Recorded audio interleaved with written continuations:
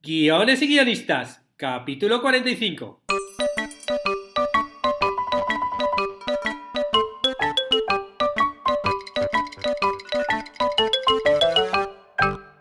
Buenas tardes a todos, bienvenidos a Guiones y guionistas, el podcast con el que todos podemos aprender a hacer guiones. Cada semana salimos al aire con 2 programas en los que vemos un nuevo elemento, técnica o herramienta para que sepáis más del pedagógico mundo de los guionistas y el didáctico arte de los guiones. Y llegó el día en el que puedo decir que ya está abierta la plataforma de Guiones y guionistas. Bien, bravo, bravo. Muchas gracias a los que os habéis apuntado ya. No me esperaba tan buena acogida, la verdad. Ya están disponibles las 2 primeras clases. En el curso de guión de cortometraje, la clase trata sobre la búsqueda de ideas.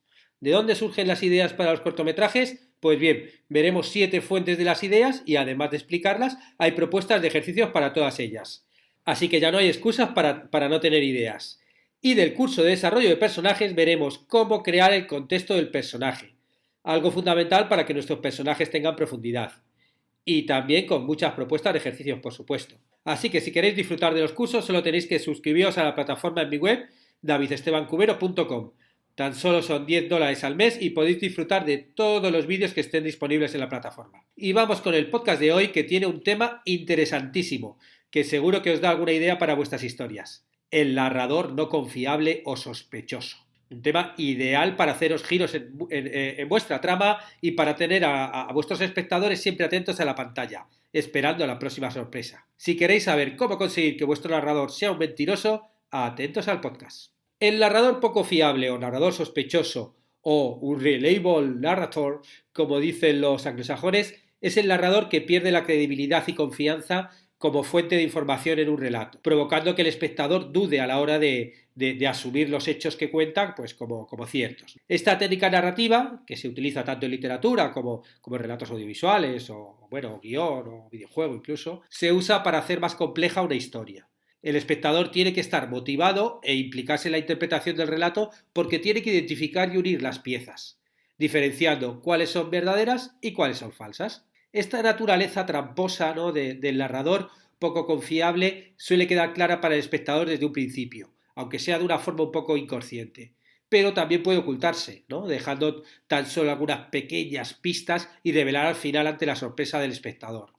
Esta última modalidad, claro, tiene sus riesgos, ¿no?, porque el público puede sentirse estafado por la propuesta tramposa del creador, aunque la verdad es que cuando funciona bien tiene unos efectos espectaculares, vamos. En la vida la verdad es que nos podemos cruzar con asesinos y mentirosos, psicópatas y santos.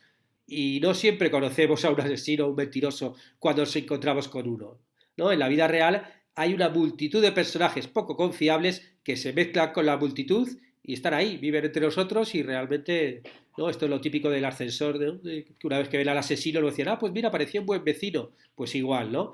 Así son los narradores sospechosos o mentirosos.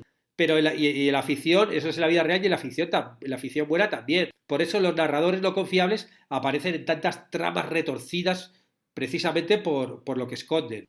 Y son esas piezas que faltan, las partes de la historia que no cuentan, las que dan forma a la gran revelación final. Esa gran revelación en la que aprendemos lo que realmente pasó cambia la forma en que entendemos la historia completa, ¿no? De ahí que el giro de la trama al final resulte perfecto. O sea, es como que de repente, ¡guau!, ¿no?, te llevas esa revelación final y dices, claro, por eso todas estas sospechas que estaba teniendo a lo largo de todo el relato, a lo largo de toda la historia, y al final entiendes todo, ¿no? De repente es como, ¡guau!, ese último giro hace como que todo cuadre, ¿no? Y ahora vamos a ver por qué es poco fiable este narrador. Básicamente, en pocas palabras, un narrador poco fiable es un personaje que miente. Claro, a veces miente porque tiene algo que esconder, ¿no? Pero la mentira no siempre es deliberada. Hay veces que simplemente no sabe toda la historia o no tiene bien todas sus facultades, ¿no? Porque tiene algún problema mental o está borracho o está agotado, ¿no? Pero siempre hay una cosa segura. Independientemente de que estén mejor o peor contadas, las historias con un narrador poco confiable son interesantes porque ocultan algo al espectador. Y esas lagunas en su historia dejan espacio para la sorpresa, ¿no? Y ahora vamos a ver por qué es tan poco fiable este narrador. La primera opción es que mienta deliberadamente. ¿Y por qué miente? Pues hay varias razones. La gente, ¿por qué miente en la vida, no? Pues hay gente que miente para quedar bien, otros mienten para excusarse, otros para obtener algo que quieren. y para eso mienten, otros para no perder ciertos derechos que ya tienen, otros porque quieren dar una imagen de sí misma mejor, otros a lo mejor lo hacen para no ofender o para hacer sufrir a otras personas con la verdad, o porque no saben o no pueden decir que no, o hay gente que también incluso miente para postergar decisiones o porque tema al rechazo, ¿no? O al castigo. Como por ejemplo, un narrador mentiroso puede mentir para sobrevivir, ¿no? Como hace Verbal de Usual Suspects, ¿no? Los sospechosos de siempre, o sospechosos comunes, como se decía en Hispanoamérica, o sospechosos habituales, como decimos en España, ¿no? Verbal King, el pequeño delincuente de voz suave, es el único superviviente de la explosión de un barco. Durante el interrogatorio policial posterior al desastre, Verbal cuenta la intrincada historia de cómo él y 4 compañeros criminales terminaron en ese barco, las víctimas del legendario jefe criminal y cerebro criminal, Kaiser Sosé. Chun, chun, chun. La historia, la verdad es que es puramente verbal, ¿no? Es todo hablada. Y lo que hace que realmente sea muy fácil que sea una gran mentira, ¿no? ¿Y cuál es el giro de esa historia? Pues que después de que el interrogador, bueno, si alguien no ha visto y quiere verla, si no la ha visto, que la vea. Y si no la ha visto, bien medio spoilear un poquito, vamos, ¿no? Pero bueno, pues lo que decía, que cuál es el giro, que después de que el interrogador de la policía libera a Verbal de la custodia, ¿no? En la parte final, encuentra una cantidad poco probable, ¿no? De detalles de la historia de Verbal en fotos y documentos colgados en toda la sala de interrogatorios donde Verbal hizo girar su historia, ¿no? Donde contó su historia, ¿no? Sí, esto significa que toda la historia fue una mentira, ¿no? Pero esa no es la mayor revelación en este cuento alucinante. Pero bueno, no digo cuál es por si acaso no lo habéis visto, que ya he spoilereado bastante. Claro, Verbal lo hace para sobrevivir. Va a ser detenido por la policía, encarcelado y todas estas cosas, y entonces él se monta una mega mentira para poder sobrevivir, ¿no? Pero también se puede mentir para divertirse, como hace Pi. El protagonista de la vida de Pi es un ejemplo de lo que los anglosajones llaman embellisher, ¿no? Es un narrador poco confiable que cuenta cuentos para divertirse y exagera sus narraciones. Y en su intento por hacer ese relato más interesante o entretenido, le va agregando detalles adicionales, especialmente algunos que no son ciertos. Bueno, pues Pi, claro, a lo largo de tanto del libro como de la película, es un personaje que te mantiene todo el rato adivinando al espectador. Y la historia esta de naufragios y supervivencia en el mar con el tigre no es la primera de las historias fantásticas. Pero, a pesar de que sus historias son difíciles de creer, tú realmente te das cuenta de que quieres hacerlo, que quieres creerle. Como no quieres creer lo que ya sabes, te conviertes en un partícipe voluntario en el engaño, ¿no? Como que te dejas un poquito engañar y embelesado por estos embellisher, ¿no? Por estos narradores que exageran y te van contando cada vez más, y aunque tú sepas que te están mintiendo, te da igual, ¿no? Tú dices, venga, va, miénteme porque lo haces tan bonito cuando cuentas esto, ¿no? Y entonces, claro, el giro final de la película te sorprende de todos modos, pero bueno, tú ya te has dejado como medio liar en todo, y bueno, al final, claro, hay un giro en la película que no cuento cuál es, pero que está bien, ¿no? Pero bueno, este tipo de mentirosos lo hacen un poco con, bueno, hay también algunos que son mentirosos más patológicos, ¿no? Pero en general lo hacen como para embellecer, para adornar las historias que cuentan, ¿no? Incluso la premisa de cómo conocía a vuestra madre juega con el narrador poco confiable con intenciones humorísticas. Todo está contado desde el punto de vista de Ted y con frecuencia utilizan esto para crear equívocos con las subtramas de los episodios o incluso para reírse de sí mismo, poniendo en evidencia que hay cierto tipo de cosas que Ted jamás sabría si fuese un narrador fiel y sincero. Bueno, además una serie que son 9 temporadas, contadas todas por el punto de vista de un narrador, bueno, o sea, juega, y más como todo es una comedia, todo, o sea, juegan muchísimo con el tema de que tú te fíes o no de lo que están diciéndote, ¿no? La primera opción hemos visto que es mentir deliberadamente, la segunda opción es que mienta involuntariamente, porque hay veces que el narrador sospechoso no es que mienta a propósito, simplemente no conoce toda la verdad, ¿no? Entonces la labor del guionista se centra en sembrar la duda mostrando las carencias que tiene para saber esa verdad, ¿no? El espectador entiende que el narrador es alguien en quien no debe fiarse porque su ignorancia le hace incapaz de contar un relato veraz. A veces estas incapacidades para decir la verdad se muestran gracias al efecto Rashomon, que aclara los diferentes puntos de vista de la historia.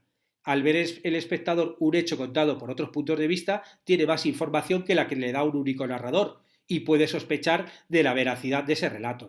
Por cierto, si alguien todavía no sabe lo que es el efecto Rashomon, os dejo el enlace de un podcast en el que hable de él. La otra opción de que el narrador miente involuntariamente es que tenga sus facultades reducidas. Es posible que tenga una enfermedad mental que le impida recordar, que reprima sus recuerdos con algún trauma, que su agotamiento no le deje pensar bien o que su estado se vea alterado por el consumo de drogas o alcohol.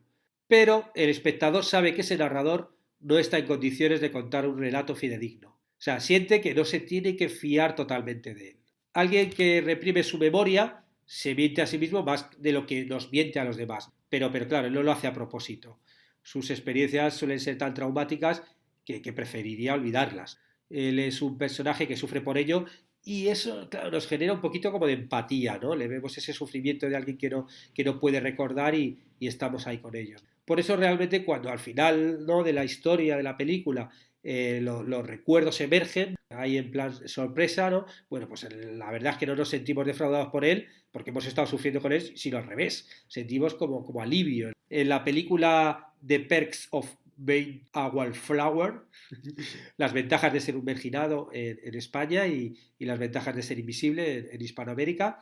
Bueno, pues Charlie, que es un nuevo estudiante de primer año de secundaria, sufre problemas emocionales y psicológicos. Los escritos en su diario relatan recuerdos de su tía favorita el día de su muerte.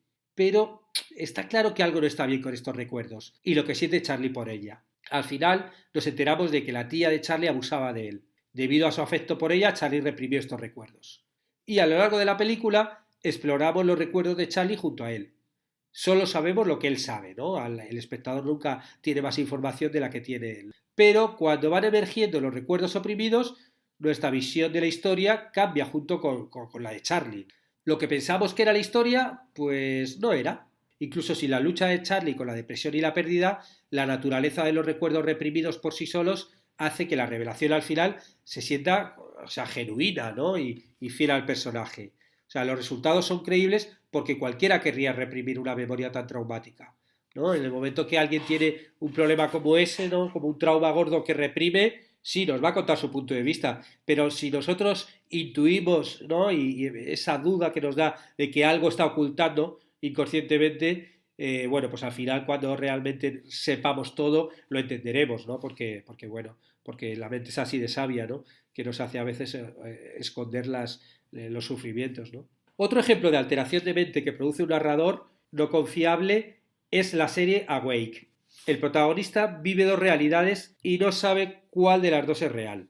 Comienza a preocuparse por su cordura cuando algunos detalles comienzan a cruzarse entre los dos. Más una realidad como roja y la otra verde. Bueno, sí, ¿no?, como que tienen una pulsera roja y en otra una verde, como para saber cuándo va de una realidad a otra. Y realmente todo lo que se cuenta en la serie está descrito desde el punto de vista fraccionado y trastornado de su personaje principal, convirtiendo a todas y cada una de las tramas y personajes llamadas realidades en potencialmente inexistentes, ¿no? O deformados o irreales. O sea, estás como siempre dudando de cuál de las dos realidades es la buena, ¿no? La privación del sueño causa estragos en la mente, ¿no? Y todos sabemos que el insomnio y sus efectos secundarios afectan la percepción y que esa psique vulnerable es una buena excusa argumental para hacer un giro en la historia, porque cualquier cosa puede suceder cuando estamos tan alterados. Nadie sufre insomnio a propósito y las lagunas en su relato son el resultado del agotamiento psíquico. Esto hace realmente que para nosotros guionistas, autores, sea fácil explicar lo que sucedió realmente cuando lleguemos al momento de la gran revelación final. El narrador es sospechoso por su estado de insomnio y al final entendemos que mentía, ¿no? Un ejemplo de narrador sospechoso por insomnio es Jack, el protagonista de Fight Club, el club de la lucha en España o el club de la pelea en Hispanoamérica. El insomnio de Jack crea horas y horas perdidas que Jack no puede explicar. ¿Qué estaba haciendo en esas horas? La respuesta es obvia en la gran revelación, ¿no? Que era Tyler Durden, ¿no? El alter ego salvaje que se había inventado, ¿no? Bueno, pues cada vez que Jack pensaba que estaba tumbado en el sofá por la noche, Tyler realmente estaba usando su cuerpo compartido para meterse en problemas. Era todo un efecto de una especie como de alucinación producido por el cansancio que te produce no dormir. Uno cuando no duerme está agotado, su mente le puede causar malas jugadas, ¿no? Bueno, y ahora vamos a ver cómo crear un narrador en el que no podamos confiar. Lo primero que tenemos que hacer es decidir por qué el narrador va a ser poco fiable o sospechoso. Tenemos que tener claro qué mecanismos elegimos para generar esa desconfianza. ¿Por qué el narrador va a ser poco fiable? ¿Miente deliberadamente? ¿Por qué lo hace? ¿Miente porque quiere obtener algo a cambio? ¿O lo hace porque quiere adornar el relato y exagera los detalles? ¿O quiere dar una buena imagen de sí mismo o evitar un rechazo o castigo y miente por eso? Y si no miente deliberadamente, ¿por qué lo hace? ¿Está loco y la percepción de la realidad que tiene no se corresponde con la real, ¿no? ¿O está borracho o drogado y ve alucinaciones? ¿Sufre amnesia o tiene algún trauma que le impide recordar los hechos con claridad? ¿Es un psicópata que distorsiona la realidad hacia su beneficio? ¿Es un tonto o un ingenuo que no sabe interpretar bien las normas sociales y cuenta todo bajo un punto de vista como excéntrico, ¿no? Un poco casi como los niños, ¿no? Los niños como que a veces se inventan cosas, ¿no? Y te hablan y les preguntan, bueno, también depende de las edades, pero hay veces que le pregunto cosas a Bruno y claro, según me las está contando, yo me estoy dando cuenta que se las está inventando, ¿no? Claro que él tiene 2 años y medio y yo creo que es la época en la que está aprendiendo a inventarse cosas, ¿no? Y le gusta jugar con ello, ¿no? Pero bueno, claro, yo ya, obviamente, Bruno en este caso es un narrador no confiable, ¿no? Yo hay veces que le pregunto cosas y hay veces que sí que le creo y otras veces que para mí es nada confiable, ¿no? Y esa mentira, bueno, tampoco es como justificada, porque no es que mientan como para un beneficio, ¿no? Sino que realmente es como un juego para él, ¿no? Bueno, el segundo punto sería crear el relato verdadero. Una vez decidamos el porqué de la desconfianza, hay que crear la historia verdadera. ¿Qué es lo que pasa en la realidad de nuestro protagonista que después será modificado en el momento de la narración? Si nos atenemos al hecho que comentaba Piglia de que todos los relatos cuentan dos historias, como expuse en el podcast sobre la historia secreta, os pongo el link por si queréis escucharlo y no lo habéis escuchado todavía. Esta sería la historia visible, ¿no? La que crea un poco el relato canónico, ¿no? El relato, la narración. Por otro lado, el tercer punto sería crear el relato falso. Porque, bueno, ya sea que nuestro protagonista es un mentiroso hábil o simplemente un ingenuo, el narrador poco confiable no cuenta la historia completa. Y esta parte que oculta al espectador será la información clave que le sorprenderá en la gran revelación final. Por eso, el siguiente paso es decidir qué esconde con su narración y crear el falso relato. Esta sería la historia secreta, ¿no?, que mencionaba Piglia y que emergería en distintas partes del relato poco a poco, ¿no? Para realizar esta parte está bien hacer primero un brainstorming, ¿no?, una tormenta de ideas en el que anotes varias formas en las que el personaje pueda contener la información clave en tu historia. Como ya has decidido por qué miente, bueno, pues directamente hacerte un brainstorming de qué formas puede ocultar la información. O sea, y ya sabéis, como todo el brainstorming, cuanto más mejor, ¿no? Cuantas más ideas mejor y como siempre sin juzgar si son grandes ideas o no. Lo que importa es que salgan mucho, cantidad. Y después ya pasamos a la fase de análisis y ahí seleccionamos las que más se ajusten a la historia que quieras contar o creas unas ideas nuevas a partir de otras que anotaste o mezclando dos ideas. Bueno, eso también de hecho hay un podcast sobre cómo hacer brainstorming, por si acaso os pongo aquí también en las notas del programa. Y el cuarto punto sería decidir el nivel de credibilidad del narrador a lo largo del relato. Este es otro punto que tenemos que tener en cuenta. ¿Cuál es el nivel de credibilidad del narrador? Es decir, si el espectador va a tener muchas dudas en la confianza con el narrador o si realmente habrá pocas y su mentira se revelará en una sorpresa final, este revelar final. Una vez determinado este punto, hay que sembrar el relato de pistas. Si queremos mantener la sorpresa final, serán pistas muy sutiles. Y si queremos mostrar la desconfianza desde el inicio, las pistas serán más evidentes. Pero para que el espectador pueda tener esa desconfianza, hay que sembrarle la duda, eso está claro. Si analizamos, por ejemplo, la película de Sexto Sentido, vemos que el narrador parece confiable. No hay nada que nos haga dudar de ese psicólogo angustiado que quiere ayudar a un niño que ve muertos, ¿no? De hecho, las dudas es al revés, es sobre el niño, ¿no? Si realmente ve muertos, si puede hablar con ellos, todas esas son las dudas. Con nuestro psicólogo realmente no tenemos las dudas. Por eso tiene tanta fuerza la sorprendente revelación final, ¿no? Él tampoco nos mintió, al fin y al cabo no sabía que estaba muerto, pero el guionista de la historia tampoco sembró pistas para que el espectador lo supiera. O sea, sí, luego algunas imágenes que luego sí, una vez que revela el porqué, ¿no?, que está muerto, sí, nos ponen ahí unos mini flashbacks como diciendo, oye, que sí que sembré pistas. Pero claro, eso la primera vez que lo ve cualquier espectador son tan sutiles que nadie les va a ver. Luego me lo justifican de que, oye, que sí que estaba ahí. pero bueno, realmente no llega a ser un narrador no confiable por eso, porque no ha sembrado pistas, ¿no? Como ejercicio también, si queréis, podéis anotar 10 formas en que podríais demostrar o prefigurar que vuestro narrador sospechoso no es digno de que el espectador confíe en él. Y después usar esa lista para configurar en tu guión la falta de fiabilidad del narrador. Esas ideas serán las que te ayudarán a ocultar la información clave de tu historia después. Y con esto terminamos el podcast de hoy. Muchas gracias por estar al otro lado, por suscribiros a Guiones y Guionistas en iTunes, iVoox y a la página de Facebook, por apuntaros a los cursos y por vuestras valoraciones con 5 estrellas en iTunes o vuestros me gusta en iVoox. Y estaremos juntos los martes y jueves con nuevas técnicas, estrategias y análisis para que aprendamos entre todos a ser mejores guionistas. ¡Hasta pronto!